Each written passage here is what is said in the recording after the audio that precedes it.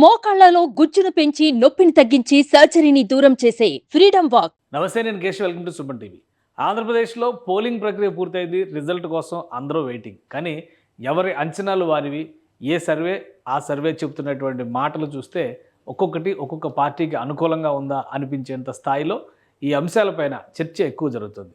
వాస్తవానికి ground reality ఏంటి, అసలు పోలింగ్ జరిగినటువంటి రోజున జరిగినటువంటి కొన్ని పరిణామాలు ఖచ్చితంగా విజేతను నిర్ణయించేటువంటి పరిణామాలుగా మనం పరిగణించవచ్చా? మరోవైపు ప్రతిరోజు హింసాత్మకమైనటువంటి ఘటనలపైన జరుగుతున్నటువంటి చర్చలు, వీటి ప్రభావం ఎలక్షన్స్లో ఎంత? ఆంధ్రప్రదేశ్లో ఎన్నికల ఫలితాలకి సంబంధించి ఎవరి అంచనాలు వారికి ఉన్నప్పటికీ కూడా ఓటరు కూడా ఇప్పటికే తన తీర్పుని చెప్పేశారు. కాబట్టి గతంలో ఓటింగ్ జరిగినటువంటి విధానాలు ఈసారి అంటే మే 13వ తేదీన ఓటింగ్ జరిగినటువంటి విధానాలను బట్టి చూస్తే పల్స్ ఏ విధంగా ఉందో తెలుసుకునేటువంటి ప్రయత్నం చేద్దాం. మనతో పాటు కేకే సర్వేస్ సంస్థ నిర్వాహకులు కేకే ఉన్నారు. కేకేని అడిగి అసలు గ్రౌండ్ రియాలిటీ ఏంటి, మూడ్ ఆఫ్ ఏపీ ఏ విధంగా ఉంది, ఏ ఏ అంశాల ఆధారంగా ఓటింగ్ జరిగింది, ఈ అంశాలను విశ్లేషించేటువంటి ప్రయత్నం చేద్దాం. కేకే గారు నమస్కారం. నమస్తే సార్. ఏంటి ఈసారి ఎలక్షన్స్కి సంబంధించి ఓటింగ్ పర్సంటేజ్ చాలా భారీగా జరిగింది కాబట్టి ఇది మాకు కలిసి వస్తుందంటే మాకు కలిసి వస్తుంది. అసలు మొదటి అంశమే అక్కడి నుంచి నడుస్తుంది చర్చ. అంటే సర్వేల ప్రకారం చూస్తే ఒక్కొక్కరు ఒక్కొక్కలా ఇస్తున్నారు. సరే, ఎవరి రీజన్స్ వాళ్ళకు ఉండొచ్చు. బట్ కేకే సర్వీస్ ఏం చెప్తుంది అంటే ఖచ్చితంగా సార్, ఓటింగ్ పర్సంటేజ్ పెరిగింది అంటే దానికి ఇప్పుడు గవర్నమెంట్ రన్ చేసే వాళ్ళకి ఫేవర్గా ఉంటుందా లేదా అపోజిషన్ వాళ్ళకి ఫేవర్గా ఉంటుందా అనే అంశాలు మనం పాత డేటా తీసుకుంటే ఓవరాల్గా అలా క్లారిటీ లేదు సార్. అది ఎవరికైనా ఫేవర్గా ఉండొచ్చు. అంటే ప్రభుత్వం మీద ఎక్కువ మంది పాజిటివ్ ఉన్నారనుకోండి, నిజంగానే అలా పాజిటివ్ వచ్చి ఎక్కువ మంది ఓట్లు వేసేదానికి ఆస్కారం ఉంటుంది. అలాగే ఎక్కువ మంది వ్యతిరేకంగా ఉన్నా కానీ ముందుకు వచ్చి ఓటు వేసేదానికి ఆస్కారం ఉంటుంది. సో ఖచ్చితంగా ఓటింగ్ పర్సంటేజ్ పెరిగితే వీళ్ళకే ఫేవరు అనేది ఎవరికోళ్ళు చెప్పుకుంటున్నట్టు అది రెండు రాంగే. అంటే కొన్ని సర్వేలు చెబుతున్నటువంటి దాని ప్రకారం చూస్తే ఎప్పుడైతే ప్రభుత్వ వ్యతిరేకత అనేది ఎక్కువగా ఉంటుందో అప్పుడు ఎక్కువ మంది క్యూ లైన్లో నిలబడి మరీ ఓటు వేస్తారు. అందుకనే ఆంధ్రప్రదేశ్లో పోలింగ్ 81% క్రాస్ అయింది అనేటువంటిది 2019 అంచనాలని, 2019 ఓటింగ్ సరళిని బేరీజ్ వేసి చెప్తుంది. ప్రభుత్వ వ్యతిరేకత ఉంది కాబట్టి ఆ రోజు బాగా ఓటింగ్ జరిగింది. సో దీన్ని అసలు రిలేట్ చేయడానికి అవకాశం ఉందా? అలా 100% లేదు సార్. ఎందుకంటే మీరు సరళి అన్నారంటే ఏంది, ప్రీవియస్ ఉన్న డేటాను మనం వెరిఫై చేసుకొని కరెక్ట్ అయినా కాదని వెరిఫై చేసుకుంటాం. మన కేసీఆర్ గారు సెకండ్ టైం ముఖ్యమంత్రి అయినప్పుడు కూడా ఓటింగ్ పర్సంటేజ్ పెరిగింది, అలాగే ఢిల్లీలో పెరిగింది, అలాగే కర్ణాటకలో కొన్నిసార్లు ఏముందో ఓటింగ్ పర్సంటేజ్ పెరిగినా తర్వాత పోస్ట్ పోల్లో ఉన్నట్టు వల్ల కోల్పోయింది కాంగ్రెస్ పార్టీ. అక్కడ బీజేపీ రావడం జరిగింది అలయన్స్ వల్ల. సో రకరకాల ఫ్యాక్టర్స్లో మారుతుంది. కానీ ఖచ్చితంగా ఓటింగ్ పర్సంటేజ్ పెరిగితే వీళ్ళకే అడ్వాంటేజ్, దీనివల్లే మేము గెలవబోతున్నాం అన్న డేటా ఆధారితంగా మటుకు అది కరెక్ట్ కాదు. సో అంటే ఇప్పుడు ఓవరాల్గా ఆంధ్రప్రదేశ్లో 81% ఓటింగ్ జరిగింది. కేకే సర్వేస్కి సంబంధించి 175 నియోజకవర్గాల్లో మీరు సర్వే చేస్తుంటారు, ఫీడ్బ్యాక్ తెచ్చుకొని ఉంటారు. సో ఎలా ఉంది అసలు మీ రియాలిటీ ఏంటి? అంటే మనం ఖచ్చితంగా జూన్ 1వ తారీఖు సాయంత్రం 5 గంటలకు ఇప్పటి వరకు చరిత్రలో, అంటే ఏ సర్వే కంపెనీ చరిత్రలో, దేశ చరిత్రలో లేనట్టు ఎక్స్పీరియన్స్ ఉన్నటువంటి సర్వే కంపెనీగా ఒక సింగిల్ నెంబర్ చెప్పడం జరగబోతుంది సార్. అంటే కూటమికి ఇన్ని అంటే ఇన్ని, టీడీపీ దాంట్లో ఇన్ని అంటే వైఎస్ఆర్సీపీకి ఇన్ని వస్తాయి, లేదా జనసేనకి ఇన్ని వస్తాయి, బీజేపీకి ఇన్ని సింగిల్ నెంబర్ వస్తుంది అని చెప్పడం జరగబోతుంది. సో అది ఇప్పటిదాకా ఎక్కడ జరగలేదు. Only single number. Probability minimum to maximum ఒకటే నెంబర్ సార్. +5 -5 +10 -10 టైట్ ఫైట్లో ఎందుకు మేము +10 -10 చెప్తున్నాం అనేది సేఫ్ నెంబర్ సార్. మామూలుగా ఇటు వచ్చినా కానీ ఒక ఎనీ సర్వే కంపెనీ సర్వే చేసిన వాళ్ళకి ఒక అంచనా వచ్చేస్తుంది. సో +10 -10 చెప్తే ఒక సేఫ్ నెంబర్, అటు ఇటు ఎక్స్ట్రీమ్ వచ్చిన ఇటు వచ్చినా మేము చెప్పిన నెంబర్లోనే వచ్చిందని చెప్పేదానికి. అలా కాకుండా సింగిల్ నెంబర్ మీదే వెళ్ళబోతున్నాం అని క్లారిటీగా చెప్పాం.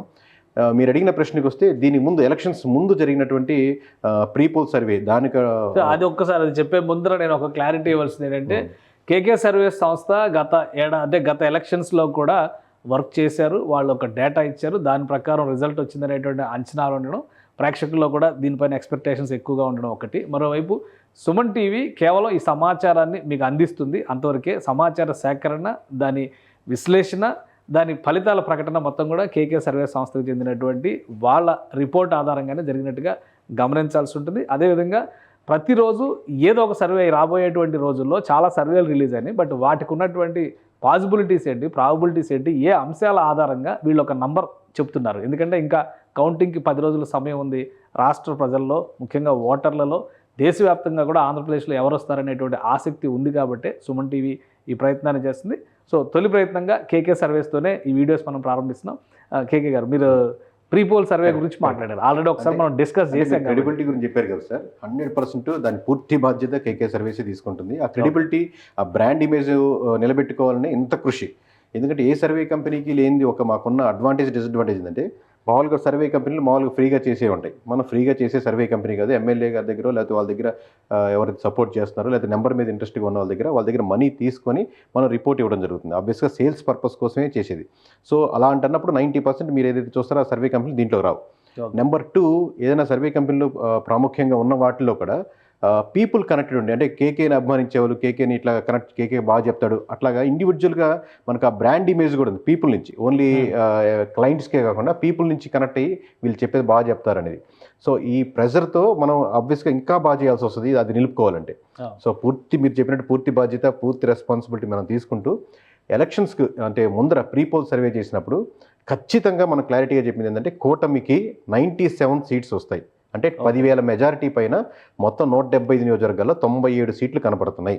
ఇవి ముందుకు వెళ్ళడమే కానీ వెనక్కి. ఒక్కొక్క విషయం దాన్ని ఆ డేటాను మనం ఇక్కడ ఒకసారి ప్రదర్శించేటువంటి ప్రయత్నం చేద్దాం. ఇది ఓవరాల్గా మూడ్ ఆఫ్ ఏపీ అనుకుంటే, సో మీరు ఆ పార్ట్ మీరు తీసుకోండి, ఈ పార్ట్ నేను చూస్తాను. ఇది వైసీపీ వైపు నుంచి నేను మాట్లాడతాను. మీరు ఇప్పుడు కూటమి ప్రస్తావన తెచ్చారు కాబట్టి మీరు కూటమి వైపు నుంచి మీరు మాట్లాడండి. అలానే లాస్ట్ టైం వచ్చినటువంటి రిజల్ట్ వారీగా కూడా మనం ఒకసారి చూద్దాం. లాస్ట్ టైం 151 అవుట్ ఆఫ్ 175 ఇది వైఎస్ఆర్సీపీ సాధించినటువంటి ఫిగర్. ఇక అప్పుడు టీడీపీ వేరు, జనసేన వేరు ఉంది కాబట్టి, బట్ ఇప్పుడు ఉన్నటువంటి లెక్కల ప్రకారం టీడీపీ అప్పుడు 23 ఓవరాల్గా అన్నింటిలో కంటెస్ట్ చేసింది, బట్ 23 సీట్లు మాత్రమే గెలిచింది.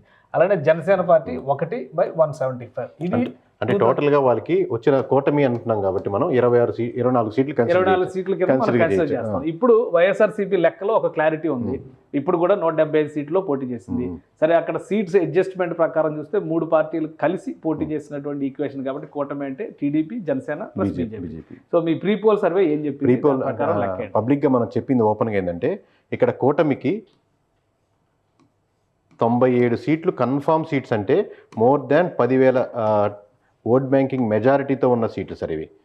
కూటమికి 97 క్లారిటీగా కనబడుతుంది. 97 లెక్క టీడీపీ ప్లస్ అంతే కూటమికి మొత్తం Janasena BJP plus Janasena. So ఈ మూడు కలిపి ప్రీపోల్ సర్వేలో వీటి 10,000 పైన మెజారిటీ ఉంటుందని చెప్పి మనం ఓపెన్గా మనం చాలా ఛానల్స్తో చెప్తున్నట్టు ఇండివిజువల్ నియోజకవర్గాల పేర్లు చెప్పి ఇవి అని చెప్పాము. ఓవరాల్గా ఈ 97 సీట్లలో మటుకు క్లారిటీగా ఖచ్చితంగా మనం ఒక్కసారి స్టెప్ తీసుకున్నాక వెనక్కిపోయేది లేదు. ఈ 97 ఖచ్చితంగా కలుస్తాయి. మీరు ఇప్పటికీ దానికే కట్టుబడి ఉన్నారు. ఎందుకంటే మీరు ఆల్రెడీ ఆ రిపోర్ట్ చెప్పి ఒక 1 మంత్ పైన 2 నెలలు అవుతున్నట్టు దగ్గర 2 నెలలు దగ్గర అవుతుంది. ప్లస్ మధ్యలో చాలా చేంజెస్ జరిగినాయి. అంటే గవర్నమెంట్ తీసుకున్నటువంటి డెసిషన్స్ కావచ్చు, మేనిఫెస్టోలు కావచ్చు, అభ్యర్థుల మార్పులు కావచ్చు. సో ఇవన్నీ డీవియేషన్స్ ఉన్నా కానీ ఈ 97 సీట్లలో మాత్రం ఎటువంటి మార్పులు ఉండవు. అది కన్సిడర్ చేసే చెప్తాం కదా సార్. ఒకటి చెప్పామంటే అయ్యో ఇది మారిపోయింది, మేనిఫెస్టో వచ్చి మారిపోయింది, డబ్బులు ప్రభావం జరిగింది, వీళ్ళు 3,000 పెంచారు, వీళ్ళు 5,000 పెంచారు, ఇక్కడ తేడా వచ్చేసింది, లేకపోతే ఒక సెక్షన్ ఆఫ్ పీపుల్ తేడా వచ్చింది అనేది ఉండదు సార్. ఒక కన్ఫామ్ సీట్స్ 10,000 పైన మెజారిటీ, అంటే వీటిలో ఎటువంటి మార్పులు ఉండవన్న సీట్లే 97. అంటే తల కిందలు తపస్సు చేసిన ఈ 97 మారవు అనేది. అలాగే వైఎస్ఆర్సీపీకి 23 సీట్లు చెప్పాం సార్. ఓకే, సో మీరు వేసినటువంటి నంబర్ కన్ఫర్మ్ సీట్ అంటే 10,000 పైన మెజారిటీ వైఎస్ఆర్సీపీకి 10,000 పైన మెజారిటీ చెప్పాం. ఓకే, వైసీపీకి కన్ఫర్మ్ సీట్స్ 23 సీట్లు చెప్పాం. అలాగే మీకు ఒక 55 సీట్లు మటుకు, అంటే టోటల్ 5 టేస్తున్నాను, ఎవరికైనా రావచ్చు అని అండర్స్టాండింగ్ కోసం. ఒక 55 మటుకు టఫ్ ఫైట్లుగా ఉన్నాయి. అది ఈ రోజు ఈ క్షణం చెప్పలేము, చాలా పోటాపోటీగా ఉంది. 5,000 అటు ఇటుగా ఉన్న మెజారిటీతో ఉన్నాయి. అంటే ఫ్లో ఎటు మళ్ళీతే అటు మళ్ళొచ్చు. పోల్ మేనేజ్మెంట్ అంటే చాలా మంది మనీ డిస్ట్రిబ్యూషన్ అనే కన్ఫ్యూజన్లో ఉంటారు సార్. అది లాస్ట్ సెక్షన్ పోల్ మేనేజ్మెంట్ అంటే. సో ఇవన్నీ కలిపి ఓవరాల్గా అది ప్రభావం చూపించడానికి 55 సీట్లు ఉన్నాయి అని చెప్పాం క్లారిటీగా. కానీ ఒకటి నా పాయింట్ ఏంటంటే, వైఎస్ఆర్సీపీ చాలా స్పష్టంగా కొన్ని అంశాలను ప్రస్తావిస్తుంది. మళ్ళీ 155+ అనేటువంటి ప్రస్తావనని జగన్మోహన్ రెడ్డి గారు తీసుకొచ్చారు. వాళ్ళకు ఉన్నటువంటి కాన్ఫిడెన్స్ని ఒకసారి మనం విశ్లేషిద్దాం. వెల్ఫేర్ స్కీమ్స్ అన్నిటికంటే దేశంలోనే బెస్ట్ అనేటువంటి ఒక అభిప్రాయంతో వైఎస్ఆర్సీపీ నాయకత్వం ఉంది. దానికి తగ్గట్టుగా బెనిఫిషియరీస్ కూడా చాలా చోట్ల టెస్టిమోనియల్స్ ఇచ్చారు. మేము వాళ్ళ లబ్ధి పొందుతున్నాం అనేటువంటి మాట చెప్తున్నారు. అంతకంటే పెద్ద సర్టిఫికేట్ ఏంటంటే కూటమి ఇచ్చింది ఆ సర్టిఫికేట్. కరెక్ట్. ఆ వెల్ఫేర్ మేము కంటిన్యూ చేస్తాము, ప్లస్ మేము డెవలప్మెంట్ కూడా చేస్తాము, వెల్ఫేర్ ఆపేస్తాం. సో అక్కడ వైసీపీ గత 5 ఏళ్లలో చేసినటువంటి ఏదైతే ప్లస్ పాయింట్ వెల్ఫేర్ అనేటువంటి ఈక్వేషన్ చూస్తున్నామో అది వాళ్ళకి ప్లస్ అవదా? 100% అవుతుంది సార్. వెల్ఫేర్ స్కీమ్స్ 100% ప్లస్ అవుద్ది, దాంట్లో ఎటువంటి డౌట్ లేదు. At the same time core TDP vote banking అంటే కోర్ వైఎస్ఆర్సీపీ ఓట్ బ్యాంకింగ్ ఎక్కువ. కోర్ టీడీపీ అంటే ఇప్పుడు ప్రధానంగా వైఎస్ఆర్సీపీ వద్దనుకునే ఓట్ బ్యాంకింగ్ టీడీపీ కన్వర్ట్ అయిందాక అది వేరే విషయం, న్యూట్రల్స్. అలా కాకుండా మేము ఎప్పటికీ వైఎస్ఆర్సీపీతోనే ఉంటాం, ఎప్పటికీ టీడీపీతో ఉంటాం ఓట్ బ్యాంకింగ్ కంపేర్ చేస్తే వైఎస్ఆర్సీపీ ఓట్ బ్యాంకింగ్ ఎక్కువ. ఖచ్చితంగా ఒక వెల్ఫేర్ స్కీమ్స్ పథకాలు కానీ ఆబ్వియస్గా బెనిఫిట్ పొందే. బట్ న్యూట్రల్గా ఉండే ఆడియన్స్ ఎటు మల్లుతారు అన్న దాని మీద ఓట్ బ్యాంకింగ్ మారిపోతుంటుంది. కానీ ఆ వెల్ఫేర్ స్కీమ్స్ మీదే ఆధారపడి ఓట్ బ్యాంకింగ్ ఉంటే మటుకు అది ముందుకు తీసుకెళ్తుంది సార్. ఇక్కడ మీరు చెప్పే రీజన్ ఏంటి? కూటమికి అనుకూలంగా ఇప్పుడు ఆర్గ్యుమెంట్ కోసం అధికార పార్టీని దించాలి అనేటువంటి చర్చను పక్కన పెట్టేస్తే వెల్ఫేర్ ని కూటమే యాక్సెప్ట్ చేస్తుంది. వెల్ఫేర్ చేశారు, వాలంటీర్లు కూడా మేము కంటిన్యూ చేస్తామంటున్నారు, జీతాలు పెంచి మరి. ప్లస్ గవర్నమెంట్ ఇచ్చినటువంటి స్కీమ్స్ లో ఒక 1000 నుంచి 2000, 3000 అట్లా ఇంక్రిమెంట్ ఇస్తూ మళ్ళీ అవి కంటిన్యూ చేస్తామంటున్నారు, డెవలప్మెంట్ చేస్తామంటారు. అది కాకుండా వీళ్ళకి అంటే కూటమిలో ఉన్నటువంటి పార్టీలకి అత్యంత బలమైనటువంటి అంశం ఇది. వైఎస్ఆర్సీపీ నుంచి డీవియేట్ కావాలి అంటే, ఈ కూటమిలో ఉన్న వాళ్ళకి ఓటు వేయాలంటే ఓటర్ని కానీ న్యూట్రల్స్ని కానీ అట్రాక్ట్ చేసే అంశం ఏంటి? అట్రాక్ట్ చేసే అంశం అంటే వైఎస్ఆర్సీపీ నుంచి తీసుకునేదానికి టీడీపీ చాలా తక్కువ చేసింది సార్. వైఎస్ఆర్సీపీ ఎక్కువ ఇచ్చిందని చెప్పొచ్చు. అంటే మీరు ఒకే అంశం అని చెప్పలేము. టోటల్గా కన్సాలిడేట్గా ఒక 6-7 అంశాలు 8 అంశాలు ఉంటాయి. ప్రధానంగా 1 by 1 చెప్పుకుంటా ఉంటే ఒక రోడ్ల అంశం, ఒక 1% ఓట్ బ్యాంకింగ్, ఇదిగో టీడీపీ మౌలిక వసతులు అనేటువంటి బేసిక్ థింగ్స్, మీరు మున్సిపాలిటీ కానీ రోడ్లు కానీ క్లీన్లీనెస్ కానీ ఇదిగో టీడీపీ మీరు తీసుకోండి, వైసీపీ 1% ఇచ్చింది. అలాగే లిక్కర్ సంబంధించినటువంటి బ్రాండింగ్ దొరకపోవడం కానీ, లేదా ప్యూర్ మంచి క్వాలిటీ దొరకపోవడం కానీ, ఏదైతే రెగ్యులర్గా డ్రింక్ చేసే వాళ్ళు ఉన్నారో అది కనపడకుండా ఈయన ఓట్ బ్యాంకింగ్, రోడ్లు మీకు తెలియకుండానే లిక్కర్ సంబంధించిన ఓట్ బ్యాంకింగ్ తెలియకుండానే ఇదిగో 1% ఇచ్చింది.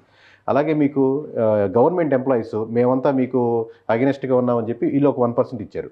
అలాగే మీకు ప్రధానంగా ఇలా ఎన్ని చెప్పుకుంటా పోయినా ప్రధానంగా ఒక సమస్య సార్, ఎక్కువ మంది ఎక్కడ డిస్కస్ చేయని సమస్య ఏంటంటే ఎమోషనల్ కనెక్షన్ అనేది ఒకటి మిస్ అయ్యేది సార్. ఒకళ్ళు నిజంగా నేను చెప్పబోయే 6 పాయింట్లు మిస్ అయినా ఒకటి కానీ కన్వర్ట్ చేసుకోనంటే బాగా ఉండేది. ఎమోషనల్ కనెక్షన్ అంటే గడిచిన 4 సంవత్సరాల్లో లోకల్గా ఉన్నటువంటి నియోజకవర్గాలు తిరగడం, ఎమ్మెల్యేస్తో కనెక్ట్ అవ్వడం, ఒక నెల్లూరులోనో లేకపోతే ఒంగోలులోనో రాయలసీమలోనో గోదావరి జిల్లాలో 1 వీక్ స్టే చేయడం.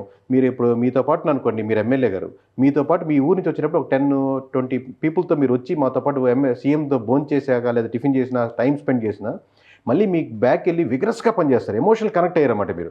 సో మీ వెనకాల ఉండేటువంటి 1000 ఓట్ బ్యాంకింగ్ 2000 ఓట్ బ్యాంకింగ్ బలంగా పనిచేసి మన అన్న వచ్చి జగన్ కలిసి వచ్చారంట అని ఆ 4.5 సంవత్సరాలుగా ఆ ఎమోషనల్ కనెక్షన్ ఏదైతే పీపుల్తో వైఎస్ఆర్సీపీకి జగన్మోహన్ రెడ్డికి బలం అయిందంటే ఎమోషనల్ కనెక్షన్ ఇది. అంటే ఆ ట్రావెల్ అది 100% వీక్ అనుకున్నాం చాలా డ్రాస్టికల్గా. అదే మీరు రాజశేఖర రెడ్డి గారు చూస్తే గెలిచాక కూడా చాలా ఎమోషనల్ కనెక్షన్తో జగన్మోహన్ రెడ్డి గారి పాయింట్ ఆఫ్ వ్యూలో చూసినప్పుడు ఆ విషయానికి కూడా ఒక ఆన్సర్ ఉంది. ఎందుకంటే ఆయన ఒక సోషల్ ఇంజనీరింగ్ చేస్తున్నారు, చాలా బిజీలో ఉంటున్నారు. పైగా ఈసారి ఎలక్షన్స్లో నన్ను చూసి ఓటేయండి అని చెప్పారు. పార్టీని చూసి జగన్ చూసి ఓటేయండి, అభ్యర్థి ఎవరనేది మీకు అనవసరం, బాధ్యత నాది అనేటువంటి సందేశం. ఇది పని చేయలేదా? అది ఒక్కటే పని చేశారు. మీరు మంచి భర్త అని ప్రూవ్ చేసుకోవాలంటే నేను మీకు ఆ ఇంటికి అన్నీ ఇస్తున్నాను, సరుకులు ఇస్తున్నాను, సామాన్లు ఇస్తాను, నీకు ఏం కావాలంటే గూగుల్ పే చేస్తున్నాను, అది ఒక్కటే మీ భార్య ఎక్స్పెక్ట్ చేయదు కదా సార్. మీ నుంచి ప్రేమగా మాట్లాడడం లేదా ఏమైనా ఉంటే సర్ది చెప్పడం, మాటల్లో ఎన్ని ప్రేమను ఎక్స్పెక్ట్ చేస్తున్నట్టే నాయకులు కూడా, లీడర్స్ కూడా నేను కలిసినప్పుడు వెళ్ళినప్పుడు మాట్లాడలేదు, టైం కుదరలేదని చెప్పి ఇక్కడ కిందకు వచ్చి లోకల్గా ఉంటారు. లోకల్ లీడర్లు కూడా అదే క్యారీ చేస్తూ ఉంటారు. ఆ ఎమోషనల్ కనెక్షన్ ఒకటి మిస్ అయినప్పుడు మీరు వెల్ఫేర్ ఒకటే లేపలేదు. ఎమోషనల్ కనెక్షన్ ఉండాలి, అలాగే వెల్ఫేర్ ఉండాలి, అలాగే వేరే డెవలప్మెంట్ ఉండాలి. ఓన్లీ వెల్ఫేర్తోనే మొత్తం ఓట్ బ్యాంకింగ్ రన్ చేయాలంటే అది కష్టమైపోతుంది. దాన్ని యాడెడ్ అడ్వాంటేజ్గా లాక్కోగలిగింది. రైట్. అంటే ఓవరాల్గా ఓటింగ్ జరిగినటువంటి 81.63%, 82% అనుకుందాం, 82% ఓటింగ్ జరిగిన దానిలో ఈ ప్రభావంతో పనిచేసేటువంటి ఫ్యాక్టర్స్ కానీ పర్సంటేజ్ కానీ ఎంత ఉండొచ్చు?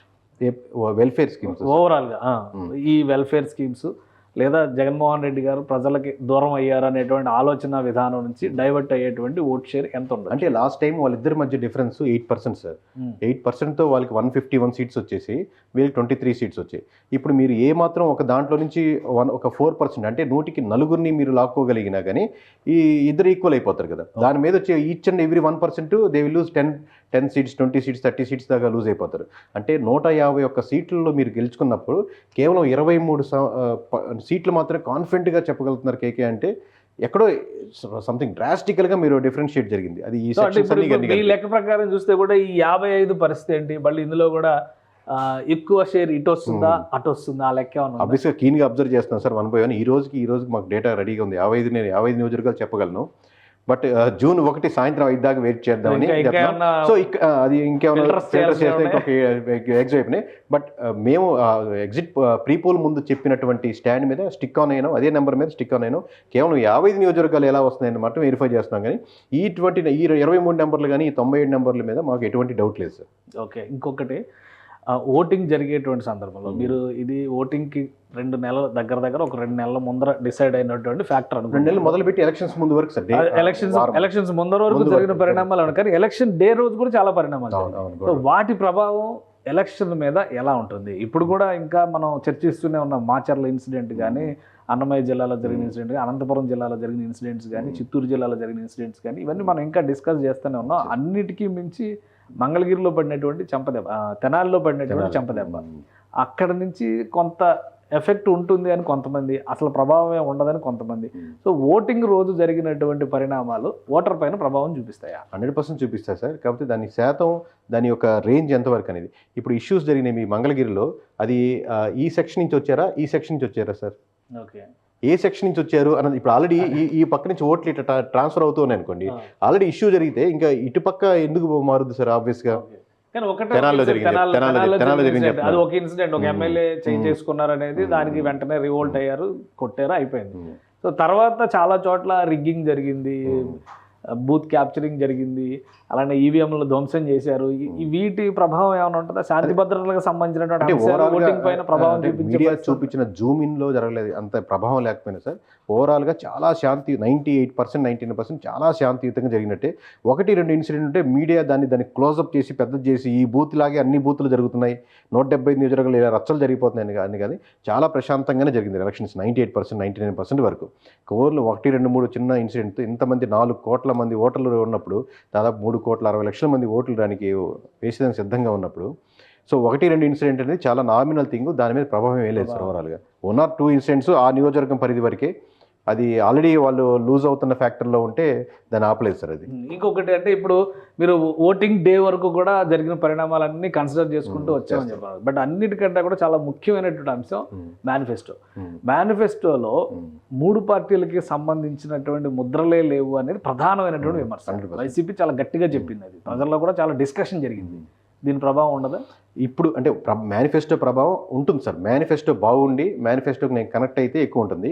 ఇప్పుడు ఎక్కువ 90% వరకు ఇక్కడ జరిగిన ఏపీ ఎలక్షన్స్ వరకు అబ్జర్వ్ చేస్తే నేను మేనిఫెస్టో చదివాను, ఈ పాయింట్ నాకు బాగా నచ్చింది కాబట్టి నేను జగన్మోహన్ రెడ్డి గారు కోటేస్తున్నాను. లేదా ఈ మేనిఫెస్టో చదివిన తర్వాత 4వ పాయింట్లో 3వ అంశం ఉంది చూడండి, అది చంద్రబాబు గారు బాగా చెప్పారు, అందుకే నేను కూటమి కోటేద్దాం అనుకుంటున్నాను. అంశాలు లేవు సార్ అసలుకి. ఓకే.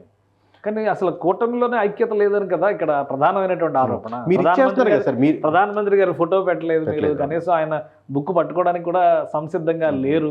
సో వీటి ప్రభావం అనేది ఓటర్ పైన, ఓటర్ మైండ్ సెట్ పైన చూపించే అవకాశం లేదు. అసలు మీరు ఎక్కువ మీ నుంచి ఓట్ బ్యాంకింగ్ ట్రాన్స్ఫర్ అవుతూ ఉంటే, ఫ్లో ఎక్కువ ఉంది అనుకోండి, మీరు దాన్ని స్టాప్ చేసి చిన్న లేయర్ లాపలేదు కదా సార్. అది మీ నుంచి ఎక్కువ వస్తుంది. ఇదంతా చంద్రబాబు నాయుడు గారిని గెలిపించాలని, కూటమి గెలిపించాలని, లేదా కాంబినేషన్ గెలిపించాలని కంటే కూడా అటు నుంచి ఇక్కడ ట్రాన్స్ఫర్ అయిన ఒకటి కదా సార్. 151 సీట్లు అన్నప్పుడు మీరు అపోజిషన్ పార్టీ లేకుండా చేసే అవకాశం, స్కోపు మీకునింది. సో మీరు ఇచ్చేస్తున్నప్పుడు వాళ్ళు ఎంత మాత్రం తగ్గించుకున్న సీట్లు వస్తున్నాయి, ఇంకా వద్దనుకున్నా కానీ. అంటే మీకు కొంతమంది పార్లమెంట్లో సీట్లు పెట్టినప్పుడు ఆ క్యాండిడేట్ కూడా తెలియదు, ఎంపీ క్యాండిడేట్లు, అట్లాంటి వాళ్ళు కూడా ఇప్పుడు మెజారిటీ మీద లెక్కేసుకుంటారు, 1,00,000 వస్తుంది, 1,50,000 వస్తుంది అనేది. రైట్. అంటే ఇంకొకటి కేంద్ర ప్రభుత్వం నుంచి, అంటే కేంద్రం నుంచి జాతీయ స్థాయి నాయకులు, ముఖ్యంగా జాతీయ పార్టీ బీజేపీ ఇన్వాల్వ్ అయిన తర్వాత ప్రధానమంత్రి సభలు జరిగినాయి, అమిత్ షా సభ జరిగింది. ఈ సభల వలన మైనారిటీల్లో, ఎస్సీ ఎస్టీల్లో ఒక అభద్రతా భావం నెలకొని ఉంది. దాని వలన కూటమికి వ్యతిరేకత ఉంది. ఈ చర్చ అయితే జరిగింది. వైసీపీ వాళ్ళు చెప్పారా లేదా ఏ పార్టీ అయినా అనుకోవచ్చు. బట్ ఏంటంటే డిస్కషన్, ఇప్పుడు నేను రైజ్ చేసే పాయింట్స్ కూడా ఏదో నా point of view, but public లో ఉన్నటువంటి డిస్కషన్ కి మనం క్లారిటీ ఇవ్వాలి కాబట్టి. సో ఈ డిస్కషన్ జరిగింది కాబట్టి ఓటు ఈ మీరు చెప్పినట్టుగా ఇటు నుంచి అటు కన్వర్ట్ అవుతుంది, ఇటు నుంచి అటు డైవర్ట్ అవుతుంది, ఫ్లో ఆన్ అవుతుందని చెప్పారు. సో అది స్టాప్ అవడానికి అవకాశం లేదు. అమిత్ షా గారు స్పష్టంగా చెప్పారు కదా, ముస్లిం రిజర్వేషన్స్ అనేటువంటి అంశం పైన ఏపీలో ఒక హార్డ్ డిస్కషన్ జరిగింది. దీని ప్రభావం లేదా? 100% సార్. బీజేపీ కలవడం వల్ల చాలా ఖచ్చితంగా మైనారిటీలో ఉన్నటువంటి ఎఫెక్ట్ ఉంది ఆబ్వియస్లీ.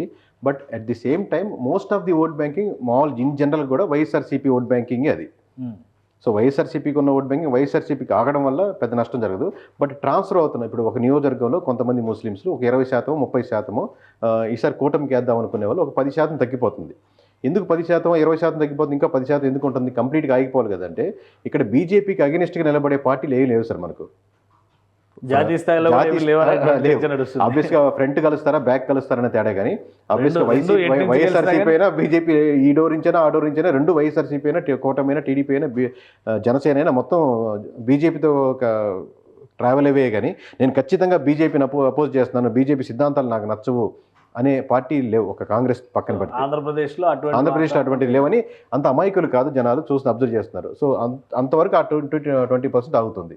ఎవరికి వేసినా ఒకటే కదా. రైట్. ఇంకోటి ఫైనల్ గా ఒక క్లారిటీ చెప్పండి సార్. ల్యాండ్ టైటిలింగ్ యాక్ట్ అనేది విపక్షం చివరి వారం 10 రోజులు బాగా క్యాంపెయిన్ చేస్తుంది. అదేదో ఒక అద్భుతం జరిగిపోతుంది, మీరు కనుక మళ్ళీ ఓటేస్తే మీ ఇల్లు వాకిలి అన్ని లాగేసుకుంటారు అనేటువంటి దాని ప్రభావం ఏమన్నా ఉండొచ్చా మీ లెక్క? అంటే దాని డిస్కషన్ పాయింట్ బాగా హైగా లేదానికి ఉపయోగపడింది సార్. ఆల్రెడీ వైఎస్ఆర్సీపీ బాగా హార్డ్ కోర్ ఫాలోయర్స్ ఏమో ఇది బాగా రాంగ్ ఇమేజ్ ఇస్తున్నారు, ఇంప్రెషన్ ఇస్తున్నారు, సంబంధం లేదని వాళ్ళు మాట్లాడేదానికి చూసారా నాయన మన టైటిల్ ఇచ్చేసి చేసిన అన్యాయం. ఆల్రెడీ అతను కూటమికే ఓటేస్తున్నాడు, కూటమికే ఓటేస్తూ నువ్వు కూటమి గురించి ఇలా సపోర్ట్ చేస్తూ మాట్లాడుతూ వైఎస్ఆర్సీపీ ల్యాండ్ వస్తుంది, అవును కదా మా పాస్ పుస్తకాల మీద ఆయన బొమ్మ ఏందని.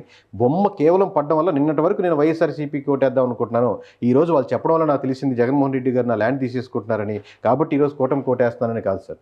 ఈ డిస్కషన్కి డిబేట్లకి బాగా కలిసి వచ్చింది మామూలుగా. Right right. థ్యాంక్ యూ కేకే, మీ అభిప్రాయం తెలియజేసినందుకు. ఇది ప్రీపోల్ సర్వే సమయంలో కేకే సర్వేస్ ఏ ఫ్యాక్టర్స్ని అయితే పరిగణలోకి తీసుకుని కొన్ని నంబర్లకి ఫిక్స్ అయిందో, అంటే వాళ్ళకి వచ్చినటువంటి ఫీడ్బ్యాక్ ఆధారంగా అదే నంబర్లకి ఇప్పటికీ ఫిక్స్ అయి ఉన్నామని చెప్తున్నారు. యాక్యురేట్ డీటెయిల్స్ కావాలంటే జూన్ 1వ తేదీన ఒకటే నంబర్, సింగిల్ నంబర్తోనే ఎవరు గెలవబోతున్నారు అనేటువంటి డేటాను రిలీజ్ చేస్తా ఉన్నాం. ఎందుకంటే ఎన్నికల కమిషన్ పెట్టినటువంటి నిబంధన ప్రకారం జూన్ 1 తర్వాత ఎగ్జిట్ పోల్ సర్వేస్ కానీ ఇతర సర్వేలు కానీ రిలీజ్ చేయడానికి అవకాశం ఉంటుంది, కాబట్టి అప్పుడు చెప్తారన్నారు. ఇక ఓవరాల్గా వచ్చినటువంటి కాంబినేషన్స్లో కేకే సర్వేస్ నిర్వహించినటువంటి ఫీడ్బ్యాక్ ఆధారంగా ఇస్తున్నటువంటి డేటా ఇది. ప్రజలకి సమాచారం కోసం, ప్రస్తుతం రాజకీయంగా జరుగుతున్నటువంటి చర్చలకి ఒక ప్రాతిపదిక కోసం సుమన్ టీవీ అందిస్తుంది. ఈ డేటాతో కానీ ఈ ఫలితాలతో కానీ ఏ పార్టీతో కానీ సుమన్ టీవీకి సంబంధం లేదు, ఇది గమనించగలరు. Thanks for watching. సుమన్ టీవీలో మీ పర్సనల్ అండ్ బిజినెస్ ప్రమోషన్స్ కోసం కింది నెంబర్కి కాంటాక్ట్ చేయండి.